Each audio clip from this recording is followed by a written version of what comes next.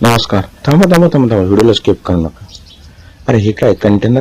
हा, आणि ते जंगलामध्ये शेतांमध्ये कंटेनर दिसतंय. काय भानगड आहे? तर भानगड समजून घेण्यासाठी आपण आलो आहे या कंटेनर जवळ.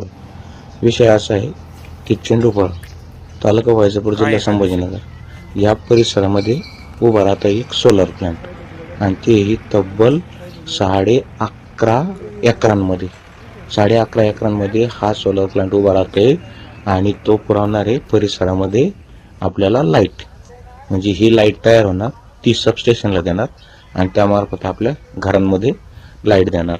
म्हणजे बघा, आता आपण लांब लांब बघत होतो सोलर प्लांट कशी उभं राहत आहे, तर आपल्या परिसरामध्येच आता हा सोलर प्लांट चालू आहे आणि त्याचं जवळजवळ 50% काम पूर्ण झालंय. फक्त असेंबल करणं बाकी. आणि मग तेच कंटेनर बघत बघत आपण इथं आलो आणि त्याच्यानंतर हा एवढा मोठा कळला आपल्याला खुलासा. अरे बापरे, हा तर डायरेक्ट कोटीचा प्रकल्प आहे. आणि याच्यातून मिळणार आहे सगळ्यांना लाईट. ऊन वारा पाऊस कसंही असू दे, झाडं पडली तरी भेटणार लाईट.